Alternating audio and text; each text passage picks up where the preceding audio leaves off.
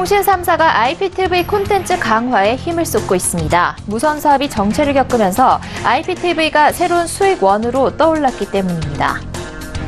동남아시아 지역에서 한국 소주가 큰 인기를 끌고 있습니다. 올해 수출액이 1,000만 달러에 이를 전망입니다. 계속되는 미중 간 무역 전쟁으로 중국 증시가 크게 흔들리고 있습니다. 전망에 대해선 전문가들도 의견이 엇갈리고 있습니다. 금융노조가 2년 만에 총파업에 나설 예정입니다. 노동시간 단축 등을 요구하고 나섰는데 은행권은 크게 긴장하지 않는 분위기입니다. 센 뉴스 플러스 잠시 후 뵙겠습니다.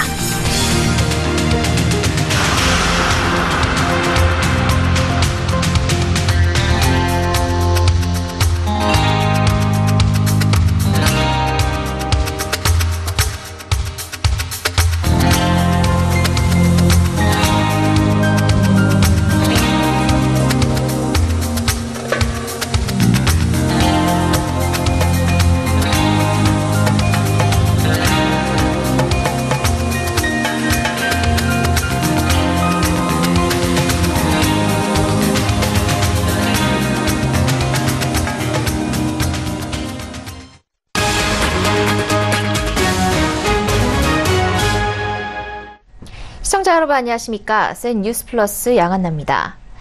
통신 3사가 IPTV 콘텐츠 강화에 총력을 기울이고 있습니다. 정체에 빠진 무선 사업에 비해 IPTV는 성장세를 이어가며 실적 효자로 떠오르고 있기 때문입니다. 이보경 기자입니다. 사진을 찍고 동화를 고르자 동화 속의 주인공으로 들어갑니다. 얼굴 표정도 동화 내용에 맞게 변화하니 몰입감이 느껴집니다. 종이에 물고기를 그려 스마트폰으로 찍으니 TV 속에 그대로 나타나 생동감 있게 움직입니다. 최근 통신사에서 내놓은 IPTV 콘텐츠들. AR 등 4차 산업혁명 기술을 적용해 다양한 경험을 제공합니다. 이렇게 통신사들이 앞다퉈 다양한 IPTV 콘텐츠를 선보이고 있는 것은 통신사들의 기존 주력 사업인 무선 사업이 정체기를 겪으면서 IPTV가 새로운 수익원으로 떠오르고 있기 때문입니다. 실제 올 2분기 통신 3사 실적의 구원투수는 IPTV 부문이었습니다. 무선 사업 부문이 실적 하락을 면치 못했던 반면 IPTV 부문의 실적은 두 자릿수 성장세를 보였습니다. 통신사들은 자체 콘텐츠 개발과 함께 해외 콘텐츠 공용, 넷플릭스 도입 검토와 인수합병 등의 전략 검토에도 착수했습니다. 저희는 굉장히 냉정하고 객관적으로 넷플릭스를 판단해서 넷플릭스와 협조를 할 것인가 경쟁을 할 것인가를 고민하고 있고요. 새로운 먹거리로 떠오른 IPTV의 가입자를 확보하기 위한 통신사들의 경쟁은 점점 더 치열히 전개될 것으로 관측됩니다. 서울경제TV 이보경입니다. 동남아시아에서 한국 소주가 인기를 끌고 있다고 합니다. 어느덧 일본에 이어 두 번째로 큰 시장이자 올해 수출액도 1,000만 달러에 이를 것으로 전망됩니다. 유동현 기자입니다. 동남아시아에 부는 소주 한류 바람이 심상치 않습니다. 베트남과 캄보디아 등 동남아시아 시장에서 올해 수출액이 1,000만 달러에 달할 것이란 전망이 나왔습니다. 가장 앞서고 있는 하이트진로는 최근 3년 새 급격한 성장세를 보이고 있습니다. 올해 상반기 수출액만 500만 달러에 달해 지난해 같은 기간보다 51.5% 증가했습니다. 롯데주류도 최근 5년간 20%대 안정적인 성장세를 보이고 있습니다. 대표 상품인 처음처럼은 베트남 수출액이 지난해 35% 늘었습니다. 가장 큰 수출 시장이었던 일본이 주춤한 사이 동남아시아 수출 비중도 증가하고 있습니다. 현지 시장에 안착하는 이유로는 한류의 영향을 꼽습니다. 동남아에서는 드라마랑 영화, 그리고 K푸드 등 한류 영향으로 젊은 소비자 사이에서 한국 주류와 한식에 대한 인기가 꾸준히 늘고 있습니다. 한류 열풍으로 소주에 대한 이미지가 좋아서 평균 연령이 대부분 20대에서 30대 초반으로 젊은 층이 많은 점도 긍정적 요소입니다. 초기 코리안 보드카로 알려졌던 소주는 어느덧 현지인들에게 소주 자체로 받아들여지고 있다는 게 업계의 설명입니다. 알코올 향에 익숙하지 않은 동남아 소비자들을 겨냥해 과일 소주를 앞세운 현지화 전략이 주요했습니다. 기업들은 수출 전용 상품 출시로 공략에 나서고 있습니다. 롯데주류는 올해 초 딸기맛 과일 소주를 출시했고 하이트진로도 지난해 말 자두맛 소주를 선보여 인기를 끌고 있습니다. 소주가 또 하나의 K푸드로 부상하고 있습니다. 서울경제TV 유동현입니다. 계속되는 미중 무역 전쟁으로 중국 증시가 어제 2년 5개월 만에 최저치를 기록하는 등 부진을 면치 못하고 있습니다. 국내에 설정된 중국 펀드도 저조한 수익률로 인한 자금 유출이 이어지면서 투자자들의 근심이 커지고 있는데요. 미중 무역 전쟁이 끝날 조짐을 보이지 않으면서 중국 증시에 대한 전문가들의 의견도 엇갈리고 있습니다. 김성훈 기자입니다. 미국은 최근 200억 달러 규모의 중국 수입품에 대한 관세율을 기존 계획했던 10%에서 25%로 올리는 방안을 검토하겠다고 밝혔습니다. 이에 중국은 보복 조치로 600억 달러 규모의 미국 수입품에 대해 5%에서 25%의 관세를 부과하겠다고 발표했는데요. 무역 갈등이 점점 심해지면서 중국 증시도 크게 흔들리고 있습니다. 상하이 종합지수는 어제까지 4거래일 연속 하락하며 2년 5개월 만에 최저치로 떨어졌습니다. 오늘은 소폭 회복했지만 올해 초고점에 비해서는 여전히 20% 이상 하락한 상태입니다. 중국 증시가 흔들리면서 국내에 설정된 중국 펀드도 길을 펴지 못하고 있습니다.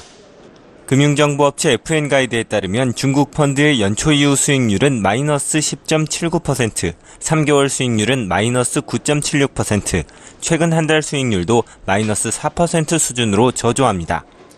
수익률이 떨어지자 국내에 설정된 167개 중국 펀드에서는 연초 이후 총 1,840억 원이 유출됐습니다. 특히 무역전쟁 우려가 시작된 지난 4월부터 3개월간 무려 1,087억 원이 빠져나갔습니다. 무역전쟁이 갈수록 심각해지면서 중국 증시에 대한 전문가들의 의견도 엇갈리고 있습니다. 일각에서는 트럼프 대통령뿐만 아니라 미국 의회에서도 중국 기업을 적극 견제해야 한다는 목소리가 일부 나오는 만큼 무역전쟁이 단기간에 해결되기는 어려울 것이라는 우려가 나옵니다. 반면 유안타증권은 사태가 장기화하면 미국 경제와 기업들에도 피해가 갈 수 있기 때문에 트럼프 대통령이 중간선거 전에 타협점을 찾을 가능성이 크다고 예측했습니다. 서울경제TV 김성훈입니다. 전국 금융산업노동조합이 조금 전 총파업 투쟁을 위한 찬반 투표를 마쳤습니다. 투표 결과에 따라 금융노조는 2년 만에 총파업을 하는데요. 산별교섭 파행 후 사측을 압박하기 위한 최종 수단을 동원한 셈인데 은행들은 전혀 긴장하지 않고 있어 양측의 평행선이 계속될 전망입니다. 정훈규 기자입니다. 금융노조는 오늘 오전 8시부터 오후 6시까지 전체 조합원 대상 총파업 찬반 투표를 진행했습니다. 투표에서 과반수가 찬성하면 금융노조는 다음 달 중 총파업에 나설 예정입니다. 투표 결과는 오는 9일 기자간담회를 통해 발표할 예정으로 금융노조는 압도적인 찬성을 자신했습니다. 금융노조는 지난 4월 실시한 첫 산별 중앙교섭에서 노동시간 단축과 채용 확대, 정년과 임금 피크제도 개선, 노동이사제 도입 등을 요구했습니다. 이후 수차례 교섭에서 타협점을 찾지 못하자 지난 6월 교섭 결렬을 선언했고 중앙노동위원회에 신청한 조정에서도 합의점을 찾지 못했습니다. 사측은 IT 등 특수 직군을 분류해 탄력 근무제를 적용하자는 입장인 반면 노조 측은 직군에 상관없이 전 직원을 대상으로 주 52시간 근무제를 도입하고 부족한 인력은 신규 인력 채용으로 해결하자는 입장입니다. 한편 은행들은 노조의 총파업 움직임에 전혀 긴장하지 않는 분위기입니다. 우선 역대급 참여율이 예상됐던 2년 전 총파업 때도 영업점 업무 마비 등 우려했던 일이 발생하지 않았기 때문입니다. 또 은행은 내년 7월까지 주 52시간 근무제 도입을 유예받아 시간적 여유가 있고 신규 채용을 늘리는 등 대응 방안도 강구하고 있어 당장 노조의 요구를 모두 수용할 만큼 압박감이 크지 않은 겁니다. 한 은행 관계자는 이번 총파업 투표는 노조의 의사표현 정도로 생각한다며 참여 동력도 2년 전보다는 떨어지는 것으로 본다고 말했습니다. 이에 대해 금융노조 관계자는 사측의 아니란 인식을 알고 있다면서 지켜보면 알 것이라고 말했습니다. 서울경제TV 정은규입니다. 인터넷은행 규제 완화에 대해 당정청이 한 목소리를 내고 있다는 소식 전해드렸죠. 규제 개혁 성과를 위해 직접 현장의 소리를 듣겠다고 말한 문재인 대통령이 오늘 인터넷은행 출범 1년 성과를 점검했습니다. 인터넷은행을 옥죄던 규제가 곧 완화될 것 같습니다. 이하라 기자입니다. 문재인 대통령은 오늘 서울시청 시민청에서 열린 인터넷 전문은행 규제혁신 현장 방문 행사에 참석해 인터넷은행 성장을 맡고 있는 은산분리 규제에 대해 입을 열었습니다. 문재인 대통령은 인터넷은행은 지난 1년 동안 은행의 개념을 바꾼 새로운 금융상품과 서비스로 금융권 전체에 전에 없던 긴장과 경쟁을 불러일으켰지만 금융시장에 정착하는 데 어려움을 겪고 있다며 규제가 발목을 잡았다고 지적했습니다. 문 대통령이 인터넷 전문은행 출범 1년을 점검하는 자리에서 인터넷은행의 성과를 높게 평가한 겁니다. 구체적으로 은산분리 규제 완화 필요성에 대해 직접적으로 언급했습니다. 문 대통령은 은산분리가 우리 금융의 기본 원칙이라고 말하면서도 그러나 지금의 제도가 신산업의 성장을 억제한다면 새롭게 접근해야 한다. 은산분리 대원칙을 지키면서 인터넷 전문은행이 운신할 수 있는 폭을 넓혀주어야 한다며 은산분리 규제 완화 필요성을 정확히 짚었습니다.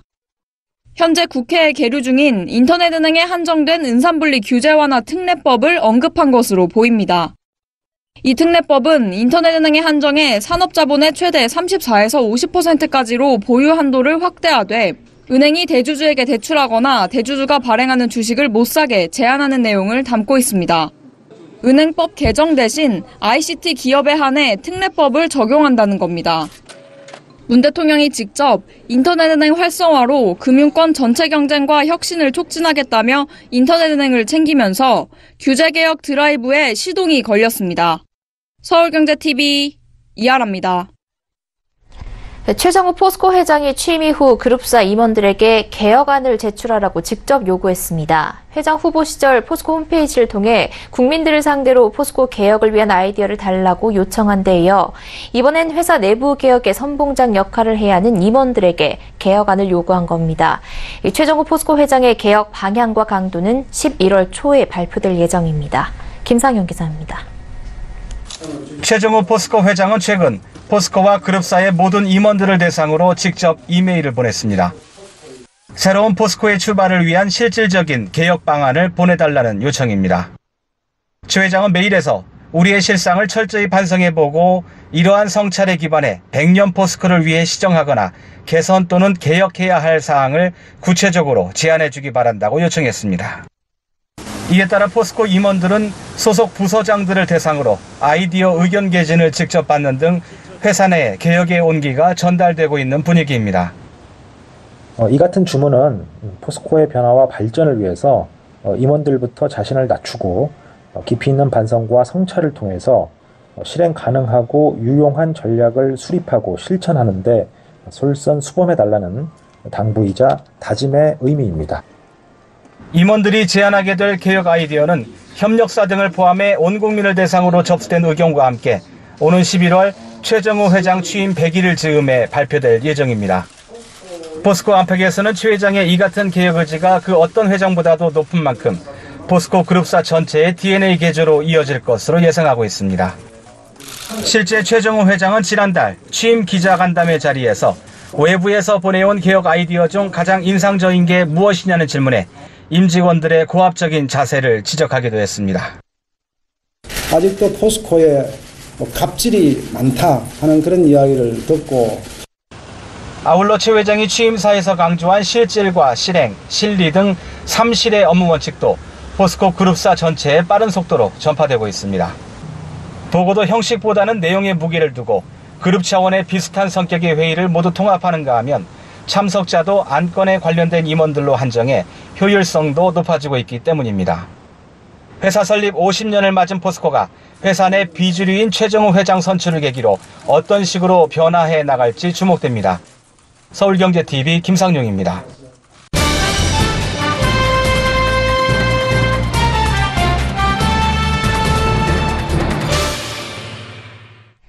오늘 정부가 전기요금 지원 대책을 내놨습니다. 연일 계속되는 폭염에 에어컨을 많이 돌리다 보니 일반 가정에서도 요금이 많이 나오고 있는데요. 이 전기료 부담을 덜어주기 위해 7월에서 8월 전기료를 한시적으로 내려주겠다는 겁니다. 얼마나 내리는지 경제산업부 정창신 기자와 자세한 이야기 나눠보겠습니다. 정 기자, 평소에도 열이 많이 받는 체질이신데 요즘에 더 열 받으시겠어요? 예. 요즘 에어컨 집에서도 많이 돌리시죠? 네, 7월달 전기요금이 또 걱정이 되실 텐데 우선 오늘 정부가 전기요금 인하 대책을 내놨다고요? 네. 자, 현재 세 구간으로 되어 있는 이 전기요금 누진제를 한시적으로 인하합니다. 일단 표를 좀 보면서 설명을 드리면요. 이 현행 누진제는 1구간, 그러니까 200kWh 이하인 경우에 910원의 기본 요금을 내고, 그 다음에 1kWh당 93.3원의 전력량 요금을 책정하게 됩니다. 두 번째 구간은 201에서 400kWh 이하고요. 이때는 1,600원의 기본 요금에 187.9원을 책정합니다. 끝으로 이 3구간인데 400kWh 초과인 경우에는 7,300원으로 기본 요금이 대폭 오르고 전력량 요금도 1kWh당 280.6원을 책정하게 됩니다. 그러니까 이 전기를 더 많이 쓰면 쓸수록 더 높은 요금을 내는 구조입니다. 네. 그러니까 이 누진 구간을 넓게 잡아서 전기요금 인하 효과를 내게 되는 거네요. 이 폭염 사태가 요즘에 많이 심각해지면서 정부도 결국에는 이렇게 직접 나서게 된 거군요. 네. 자, 아까 조금 더 설명을 드리면 이 정부가 이제 이 구간, 그러니까 아까 말한 이 3단계 구간을 각각 100kW씩 늘린다는 건데요. 그러니까 7, 8월에 한해서 한시적으로 적용이 되는 겁니다. 그러니까 1구간은 기존 200에서 300kWh가 되는 거고 2구간은 301에서 500, 그리고 3구간은 500kWh 초과가 되는 겁니다. 자, 아까 말씀하신 대로 최근 이 재난 수준의 폭염이 계속되면서 에어컨을 계속 돌리는 가구들이 늘고 있습니다. 그러니까 그만큼 전기요금 부담이 커지는 건데요. 오늘 대책을 발표한 백운규 산업통상자원부 장관의 얘기를 한번 들어보겠습니다. 선풍기 하나로 버티시는 쪽방이 무서운 어르신들, 영유아 출산 가구를 포함하여 많은 국민들께서 전기요금 걱정에 마음 편히 냉방을 못하시는 것 같아서 무거운 책임감을 느낍니다. 네, 앞으로 이제 에어컨을 많이 돌리는 세대들이 혜택을 이제 받게 될 것으로 예상이 되는데, 이 평소에 전기자 같은 경우에는 에어컨을 굳이 많이 작동을 시킬 필요가 없는 달에는 요금이 어느 정도가 나오나요? 네. 자, 아파트에 사는 세대의 경우에는 이 매달 나오는 관리비 고지서에 이 전기료가 합산돼 나옵니다. 저는 제가 그 에어컨을 잘 쓰지 않는 이 6월달 같은 경우를 확인을 해봤더니 한 달에 4만 원가량의 전기료가 나왔습니다. 한전에 따르면 도시에 살면서 4인 가구의 경우에 월 평균 350kWh의 전기를 사용하고 있는 것으로 보고 있습니다. 이때 전기료가 4만 4천 원가량 됩니다. 네, 그러니까 일반 가정의 경우 보통 한 달에 4만 원 정도 수준으로 전기료가 나온다는 얘기인데, 지난달부터 폭염이 너무 심했기 때문에 일반 가정에서도 에어컨을 정말 많이 돌리고 있거든요. 24시간 내내 켜놓는다 이런 집들도 있는데 다들 전기료에 대한 걱정이 크더라고요. 그렇다면 이 지난달 전기료 어느 정도 나올 것으로 예상됩니까? 네. 일단 가정마다 에어컨 상태나 그다음에 이용 시간이 다르겠지만 좀 설명을 위해서 좀 단순화해서 소개를 좀 하자면 이 1.84kW의 스탠드형 에어컨을 한 달, 그러니까 30일 동안 하루에 5시간을 매일 돌렸을 경우를 한번 가정해 보겠습니다. 준비한 표를 좀 보면서 설명을 드리면요.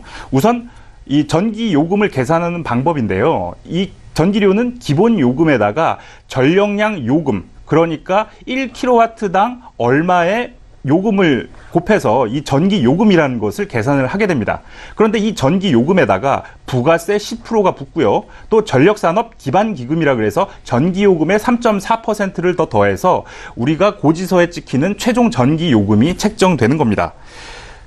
이 식을 토대로 제가 한번 실제로 계산을 한번 해봤습니다. 자, 에어컨 전력 사용량, 그러니까 아까 말한 1.84kW의 스탠드형 에어컨을 한 달 동안 매일 5시간을 돌려봤더니 176kWh의 전력을 소비하게 되고요. 또 한 달 평균적으로 전력을 350kWh 가량을 쓴다고 했으니까 한 달에 총 626kWh의 전기를 사용하는 셈입니다.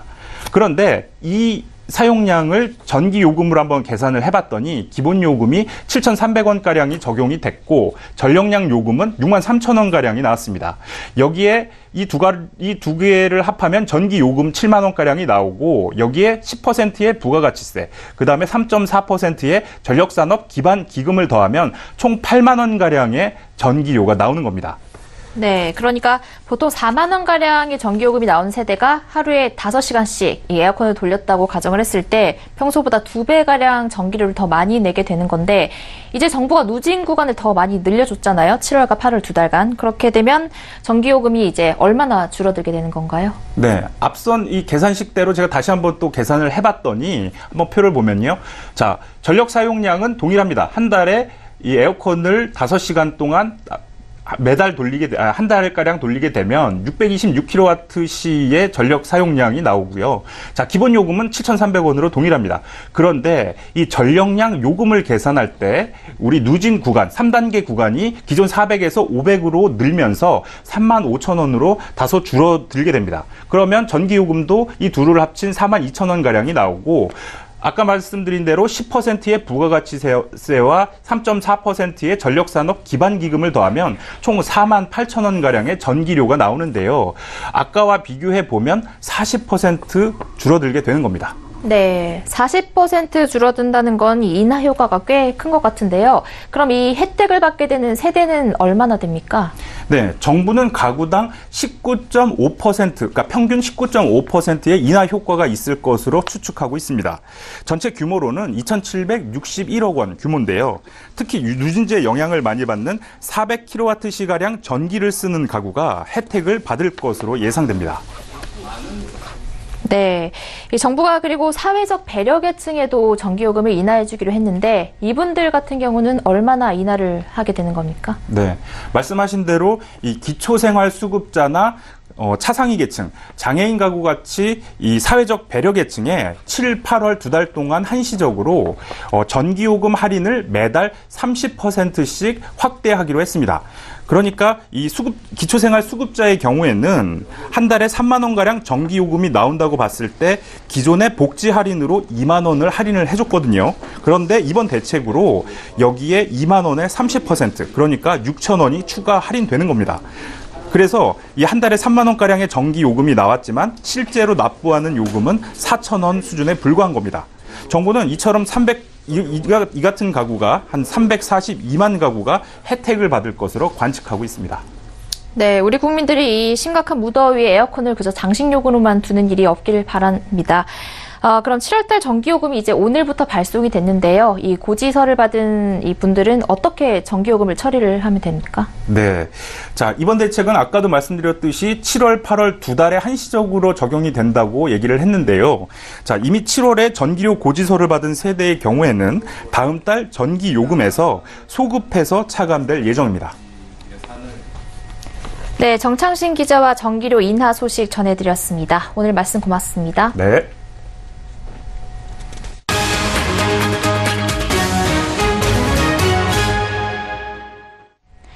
오늘 국토교통부와 서울시 관계자들이 용산 신계동 일대 중개업소를 돌며 합동 단속을 벌였습니다. 최근 국토부가 서울 집값이 과열 조짐을 보이고 있다고 진단한 데 따라 서울시와 합동시장 점검단을 꾸린 겁니다. 합동 단속반은 용산구 주요 아파트 단지 부동산 중개업소를 돌며 다운계약 등 부동산 투기를 조장하는 불법 행위를 집중 조사했습니다. 정부는 앞으로 점차 시 전역으로 단속 지역을 확대할 방침입니다. BMW 차량 화재와 관련해 소비자들의 공동 소송이 줄을 잇고 있습니다. 오늘 법무법인 바른에 따르면 BMW 차량 화재를 겪은 피해자 4명이 서울중앙지법에 BMW 코리아와 딜러사 도이치모터스를 상대로 손해배상 청구 소송을 제기했습니다. 원고 측은 BMW 코리아가 화재 원인으로 지목된 EGR에 대한 보증 책임을 위반했고 결함 사실을 알고도 은폐한 정황이 있다며 손해배상 책임을 져야 한다고 주장했습니다. 그러면서 원고 1인당 2천만 원의 배상을 요구했습니다. 소장에 따르면 원고 가운데는 화재를 목격하고 차량을 탈출하는 과정에서 정신적 충격을 받아 외상 후 스트레스 장애에 시달린 임신부가 있었고 또 다른 원고는 다른 차량에 불이 옮겨붙어 주변 피해까지 보상해야 하는 처지에 놓인 사람도 있었습니다. 한편 오늘 9일에도 BMW 차주 30여 명이 손해배상 소송을 낼 예정이며 다음 주에는 350여 명 규모의 추가 소송이 예정돼 있습니다. 한국소비자협회는 아예 차량 및 법률 전문가로 구성된 소송 지원단을 꾸려 공동소송을 진행 중이며 오는 13일부터 2주간 참여자를 추가 모집해 2차 소송에 나서겠다는 계획입니다. 금융감독원이 상장법인 2,155곳의 작년도 감사보고서를 분석한 결과 지난해 감사보고서에서 상장사 32곳이 한정 또는 의견 거절 등 비적정 감사 의견을 받았습니다. 이는 전년도보다 11곳 증가했으며 의견 거절을 받은 상장사 25곳 가운데 6곳은 지난달 말 상장 폐지된 것으로 나타났습니다. 비적정 의견 사유로는 계속기업 불확실성, 감사 범위 제한, 회계기준 위반 등이 제시됐습니다. 시장별로는 유가증권시장이 4곳, 코스닥 시장이 21곳, 코넥스 시장이 7곳입니다. 한편 적정 감사 의견을 받은 곳 중 80곳도 계속기업의 불확실성이 강조사항으로 기재됐습니다. 금감원은 앞으로 지정감사가 확대됨에 따라 적정 의견을 받는 상장사 비율은 줄어들고 감사인의 강조사항 기재 비율이 늘어날 것으로 전망했습니다. 작년 우리나라 전기 사용량이 전 세계에서 7번째로 많았고 특히 사용량 증가율이 전 세계 2위에 달했습니다. 특히 산업용 전력 소비 증가세가 두드러졌는데 여기에 대해 경제 규모와 인구에 비교하면 전력 소비량이 과하다는 지적이 나오고 있습니다. 미세먼지 농도가 높으면 자동차 운행을 제한하는 내용을 담은 미세먼지 저감 및 관리에 관한 특별법이 내년 2월부터 시행됩니다. 이 특별법에 따르면 시도지사는 미세먼지 농도가 비상 저감 조치 요건에 해당하면 자동차 운행을 제한하거나 대기 오염물질 배출 시설의 가동 시간을 변경할 수 있습니다. 미국 브루킹스 연구소가 규제, 정책, 에너지, 교통, 의료 비용 등의 제조업 환경 지표를 분석한 결과 우리나라 제조업 환경이 세계 주요 19개국 중 7위라는 분석이 나왔습니다. 세부 항목별로는 기반시설 혁신이 높은 등수를 조세 정책 부문에서 비교적 낮은 평가를 받았습니다. 아보카도 우유와 코코넛 음료 등 식물성 음료 시장이 국내 유제품 업계를 중심으로 주목받고 있습니다. 업계는 저출산과 우유 소비 감소로 계속되고 있는 기존 우유 시장의 정체기를 벗어나고자 식물성 음료 선점 경쟁이 치열할 것으로 내다봤습니다. 센 뉴스 플러스 여기까지입니다. 시청해주신 여러분 고맙습니다.